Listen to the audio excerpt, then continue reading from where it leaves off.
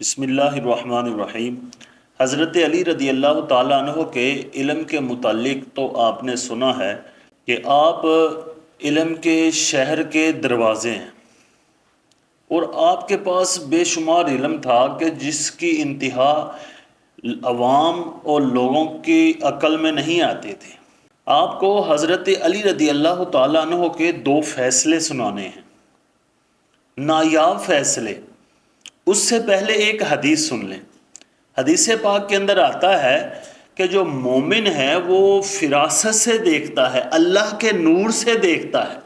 یعنی مومن جو ہوتا ہے وہ گہری نظر رکھتا ہے، اور اللہ تعالیٰ مومن کو فراست عطا فرماتا ہے، اور فراست کے ذریعے فیصلے جو کرے گا تو وہ فیصلے ہمیشہ درست ہی ہوں گے۔ حضرت علی رضی اللہ تعالیٰ عنہ کے سامنے ایک شخص کو لایا گیا، اس پہ چوری کا الزام تھا، اور ساتھ گواہ بھی تھے، کیونکہ اسلامی حکومت تھی۔ گواہ جب کسی نے دعویٰ کیا تو پھر گواہی کے لیے گواہ بھی لانا پڑتے تھے۔ یہ کون سی پاکستانی عدالتیں تھیں کہ خود ساختہ ہی گواہ ہوتے تھے، خود ساختہ ہی فیصلے ہوتے تھے۔ حضرت علی رضی اللہ تعالیٰ عنہ ایک جملہ بول کر ان کے سامنے کسی کام میں مصروف ہو گئے۔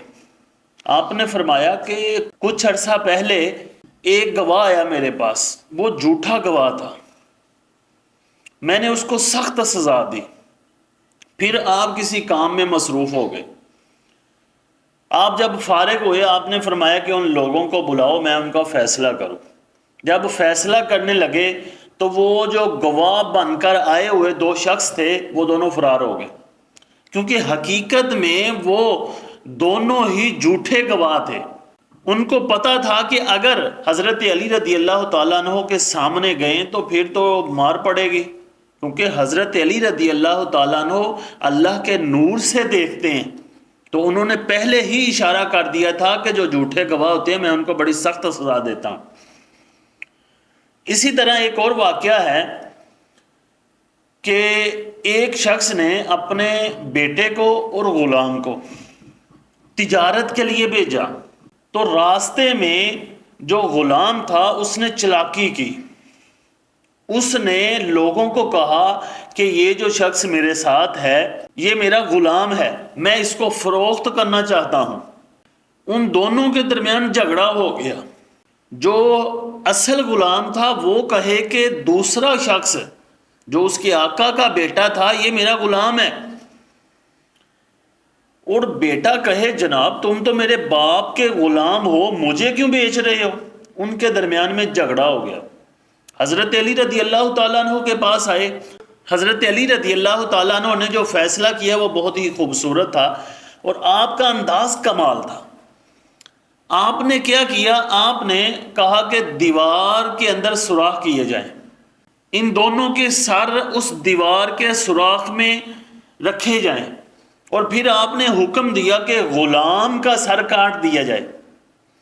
جیسے ہی جلاد نے تلوار اٹھائی اور سر قلم کرنا چاہا، جو اصل غلام تھا اس نے سر پیچھے کر لیا، اور جو آقا کا بیٹا تھا وہ صحیح سلامت اسی طرح ہی رہا۔